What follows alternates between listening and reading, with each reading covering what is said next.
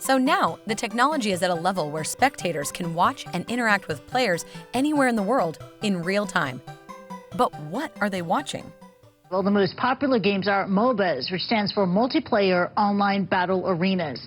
League of Legends pits two teams of 5 players against each other. Think of it as a combination of chess and capture the flag. Each character has special roles to play, and everyone has to work together to take over the enemy base. MOBAs require teamwork, but other games pit players against each other one-on-one. In StarCraft 2, players battle by controlling entire armies. This is a game of strategy, but quick reflexes are needed here. Pro players can carry out 10 actions in the game per second.